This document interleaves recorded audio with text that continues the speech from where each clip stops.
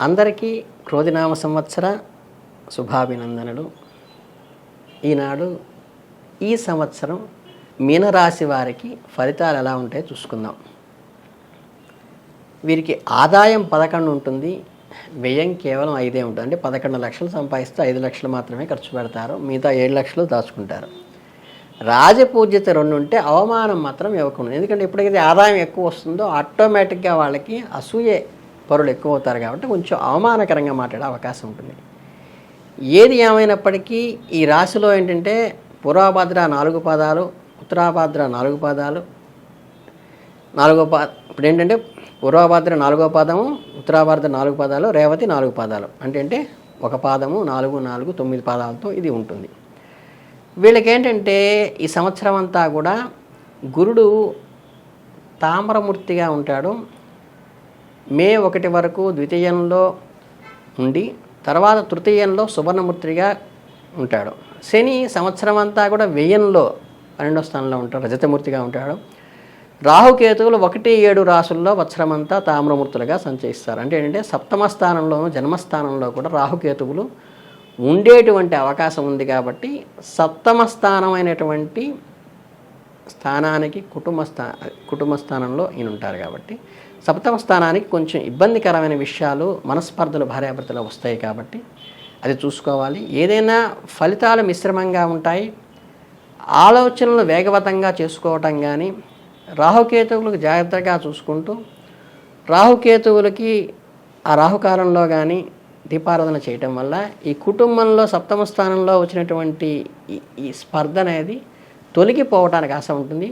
సుబ్రహ్మణ్య స్వామి ప్రదక్షిణ కూడా చేయటం మంచిది.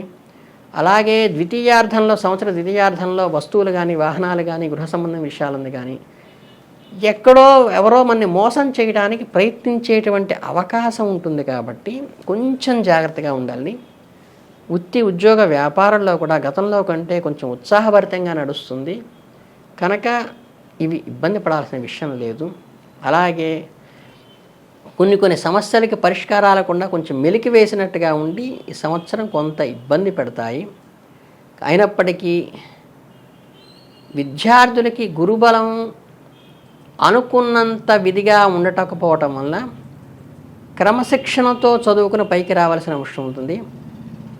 కొంత సంతృప్తికరమైన ఫలితాలే పొందుతారు. నూతన ఉద్యోగాలే చేసే ప్రయత్నాల్లో కూడా నిజాయితీతో సాధించగలుగుతారు. చిన్న ప్రయోజనాలు అయితే పొందుతారు. ఇకపోతే రైతుల వారిగా వచ్చేసరికి పంట దిగుబడి కూడా మధ్యస్థంగానే ఉంటుంది.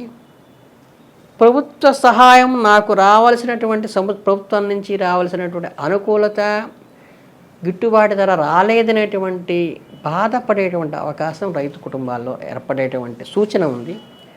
ఏప్రిల్ నెలలో వృత్తి ఉద్యోగాల్లో ఉత్సాహంగా సాగుతాయి. అధికారుల సఖ్యత కూడా ఉంటుంది. మీకు మనోభీష్టం ఏదైతే ఉందో అది వెంటనే కూడా నెరవేర్చుకోగలుగుతారు. ద్వితీయార్థంలో కూడా అధికారులచే ఒత్తిడులు ఏవైనా ఉన్నప్పటికీ ముఖ్యమైన పనులు కొద్దిగా వాయిదా వేసుకుని వాగ్దానాలను అమలు చేయడానికి ప్రయత్నించండి. ఇచ్చుపుచ్చుకునే ఉత్సాహంలో వ్యవహరించగలుగుతారు. విందు వినోదాల్లో ప్రత్యేక పాత్ర పోషించి దానివల్ల కొద్దిగా ఆర్థికపరమైనటువంటి ఖర్చులు పెరిగేటువంటి అవకాశం అయితే ఉంది. ఇక మే మాసానికి వచ్చినట్టయితే మే నెలలో గురువు రాశి మార్పు చెందటం వల్ల పట్టుదలతో చూసుకోవాలి. ఖర్చులు కొంచెం అన్ఎక్స్పెక్టెడ్గా వచ్చేటువంటి అవకాశం ఉంది. ఊహించని వ్యక్తులతో కొన్ని పరిచయాలు ఏర్పడి అనుకోని ఒత్తిడి వచ్చేటువంటి పరిస్థితులు ఉన్నాయి. విద్యార్థులు కార్యాచరణలో కొంచెం ఊహాజనితంగా వెళ్ళకుండా ప్రాక్టికల్గా మీరు ఆలోచించినట్లయితే సక్రమంగా అనుకున్న ఫలితాన్ని సాధించగలుగుతారు. జూన్ మాసానికి వచ్చేసరికి గ్రహ సంచారం ప్రతికూలంగానే సాగినట్టుగా అనిపిస్తుంది. చిన్న వాగ్వివాదాలు, పరుషమైన పదాలు అయిన వాళ్ళ చేత పడాల్సి వస్తుంది. ఆర్థికపరమైన సర్దుబాటులు కూడా ఒకళ్ళకొకళ్ళు చేసుకోవలసినటువంటి అవసరం అయితే ఏర్పడుతుంది. కానీ ఈ మధ్యవర్తిత్వం వ్యూహాల చేత కొద్దిగా ఏదన్నా మోసం చేయాలనేటువంటి భావనతో మీ చుట్టూ కొంతమంది చేరతారు. వాళ్ళని మీరు గమనించుకుని మీ భాగస్వామి మిమ్మల్ని రక్షణగా చేసుకోవాలి. సోదర వర్గం వారి నుంచి కూడా కొంచెం ఒత్తిడి వచ్చేటువంటి అవకాశం కాబట్టి ఇవన్నీ కూడా మీ జీవిత భాగస్వామి సహకారంతో సలహాతో ముందుకెళ్తేనే మంచిది. జూలై నెలలో గ్రహ సంచారం మిశ్రమ ఫలితాలు ఉంటాయి. వృత్తిలో కానీ ఉద్యోగంలో కానీ అధికారుల ఉదాసీనత ఏర్పడుతుంది. సాధ్యము కాని హామీలను ఎప్పుడూ కూడా ఇవ్వకుండా జాగ్రత్తగా ఆచితూచి ఎవరికైనా మీరు హామీ ఇవ్వండి తప్పితే షూరిటీలు అవి పెట్టకపోవటమే మంచిది ఈ మాసంలో. అలాగే స్థానచలనాలు కూడా ఉంటుంది. విద్యార్థులకి చక్కగా కళాశాలలో ప్రవేశాలు అనుకున్న సీట్లలో అనుకున్న గ్రూపుల్లో వచ్చేటువంటి అవకాశం ఉంది. ఆగస్టు 16 నుంచి ఏంటంటే రాశి మార్పు చేత రవి సూర్యుడు వల్ల చిన్న తరహా ప్రయోజనాలు అయితే ఉంటాయి. ద్వితీయార్థంలో కూడా మంచి అనుకూలమైన ఫలితాలే ఉంటాయి. బంధుమిత్రులతో మంచి సందడిగా విందు వినోదాలతో కార్యక్రమంలో పాల్గొంటారు. మీరున్న వస్తువులు కొనుక్కోవాలన్నా నూతన వస్తువులు ఇంట్లోకి ఉపకరణాలు కుటుంబ భాగస్వామి సలహాతో తెచ్చుకొని ఆనందపడతారు. అట్లాగే యంత్రాదులతో వాహనాలతో కొంచెం జాగ్రత్తగా ఉండవలసిన అవసరం ఎంతైనా ఉంది. సెప్టెంబర్ మాసానికి వచ్చేసరికి అంటే రవి బుధుడు శుక్రుడు పూర్వార్ధమందు బలవంతులుగా అవటం చేత చక్కగా కడుపు నిండా మృష్టాన్న భోజనం చేస్తూ వినోదంగా విందుతో వ్యవహరిస్తారు.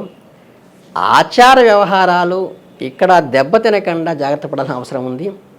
బంధుమిత్రుల సమయానికి చేతికి ధనం అందటం వల్ల చిన్న సరహా ఉపాధి అవకాశాలు ఏర్పడతాయి. ఈ 18వ తారీఖున శుక్రుని రాశి మార్పు చేత స్వశక్తికి మీ సొంత కష్టానికి నమ్ముకుని ముందుకు వెళ్ళవలసిన అవసరం అయితే ఉంటుంది. అక్టోబర్ మాసంలో వచ్చేసరికి అక్టోబర్ 13న శుక్రుడు భాగ్యరాశిలోకి సంచారం చేస్తాడు. శుక్రుడే భాగ్యకారకుడు. ఆయన భాగ్యరాశిలోకి సంచారం చేయటం వల్ల చిన్న చిన్న ప్రతికూల బంధాలున్న వాటిని అధిగమిస్తారు. శారీరక మానసిక ఇబ్బందులు అధిగమించాల్సిన అవసరం ఉంటుంది. ప్రతి విషయంలోనూ జాగ్రత్తగా ప్రాధాన్యతను వ్యవహరించాలి.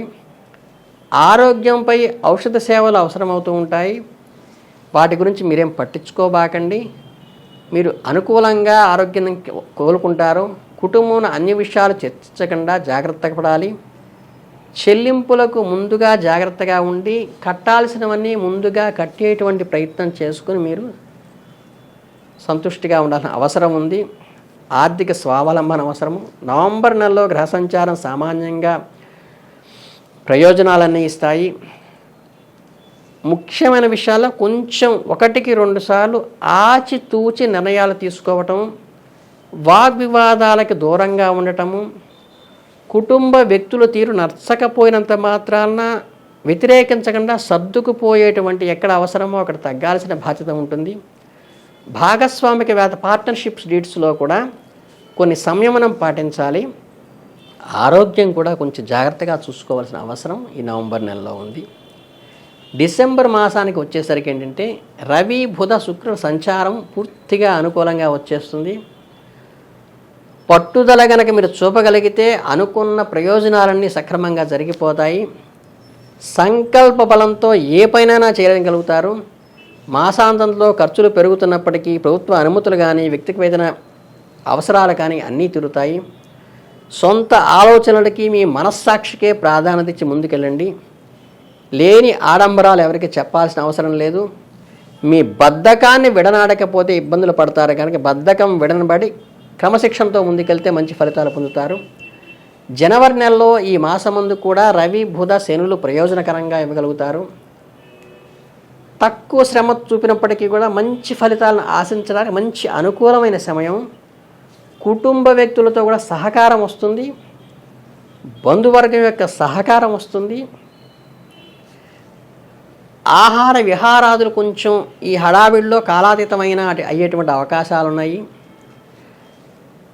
మీరేదైతే అమ్మాల్సిన కొనాల్సిన వ్యవసాయాల్లో అన్నీ కూడా సక్రమంగా చేసుకుని మీరు క్రయ విక్రయాలు సక్రమంగా చేసుకుంటారు. ఫిబ్రవరి నెలకు వచ్చేసరికి సంవత్సరం ఆఖరికి వచ్చేస్తున్నాము. ప్రతికూల వ్యవస్థలే ఉంటాయి. కొద్దిగా పక్కవారి మీకు అయిన వారితో మోసం పొందేటువంటి అవకాశం ఉంది కాబట్టి జాగ్రత్త పడాలి. అనుభవజ్ఞుల సలహాతో మాత్రమే ముందడుగు వేయండి. తోటి వారిచే ఇచ్చేటువంటి సలహాలను 1-2 సార్లు ఆలోచించి తీసుకుని వారి సలహా మంచివైతే పాటించండి. ఆరోగ్య ఆర్థిక విషయాలందు ముందు జాగ్రత్తగా తీసుకోండి. ఆహారం విషయంలో జాగ్రత్త ఉంటే ఆరోగ్యం సక్రమంగా వస్తుంది. మార్చిలో ఏంటంటే సంవత్సరం ఆఖరి నుండే నెలలో పూర్వార్ధంలో గతంలో 12 ఉత్తరార్ధంలో ప్రయోజనకరంగా పొందుతారు. సందర్భానుసారంగా నిర్ణయాలు తీసుకుని మార్పు చేయవలసిన అవసరం ఉంటుంది. చిన్న చిన్న ప్రయాణాలు రావచ్చు. ఇతరులతో వాదోపవాదాలకు దూరంగా ఉండండి. ఆర్థిక పరంగా ఆరోగ్యపరంగా కూడా ఆచితూచి అడుగు వేయవలసిన సమయం ఆసన్నమైంది. మీరు ఇటువంటి విషయాలన్నీ చాలా జాగ్రత్తగా పాటించి ముందుకు వెళ్ళినట్టయితే ఈ సంవత్సరం బ్రహ్మాండంగా ఉంటుంది. ఇంకా ఈ రాశిలో ఉన్న పూర్వాభద్ర నక్షత్రం వాళ్ళకి ఏప్రిల్ 30 వరకు గురుడు శుభుడుగాను, వత్సరమంతా శని రాహు కేతువులు శుభులుగాను మిశ్రమ ఫలితంగా ఉంటుంది. శ్రమ పట్టుదలతో అనుకూలతో పెంచుకోగలుగుతారు. చక్కగా నవగ్రహారాధన చేసుకోండి. సప్తశతి పారాయణ చేసుకోండి.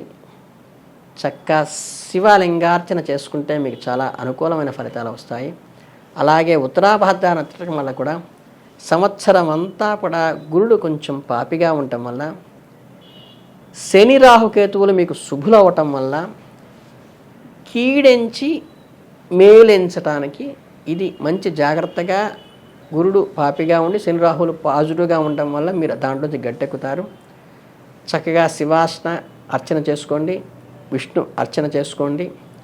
అలాగే రేవతి నక్షత్రం వాళ్ళకి ఆగస్టు 20 నుండి నవంబర్ 27 వరకు గురుడు శుభుడుగాను, శనేమో సంవత్సరం అంతా పాపిగా ఉంటారు. రాహులు సంవత్సరం అంతా శుభుడుగా ఉంటాడు. కేతువు నవంబర్ 10 నుండి పాపిగాను, ఉత్సాహ నిరుత్సాహంతో మిశ్రమంగా ఉంటాయి. కాబట్టి శ్రమ పట్టుదల చూపి వృద్ధి చెందుతారు. కనుక నేను చెప్పినటువంటి ఈ స్తోత్రాలు చేసుకుంటూ చక్కగా శనికి తైలాభిషేకాలు చేస్తూ మంచిగా చేసుకుంటే ఈ నక్షత్రం వాళ్ళు కూడా వృద్ధిలోకి వస్తారు. కనుక ఈ రాశి వాళ్ళందరూ కూడా ఈ మోసపోయేటువంటి అయిన వాళ్ళతో అనే జాగ్రత్తగా కుటుంబ భాగస్వామి నిర్ణయం, అనుభవజ్ఞానుల భాగస్వామి నిర్ణయాలు తీసుకుని ముందుకు వెళ్ళినట్టయితే ఈ మాసం అంతా కూడా చాలా దిగ్విజయంగా ఉండి సంవత్సరం అంతా కూడా ఫలితాల్లో మీకు ముందుకు వెళ్ళేటువంటి అవకాశం చాలా అనుకూలంగా ఉందని చెప్పడానికి చాలా సంతోషిస్తున్నాను. ధన్యవాదాలు.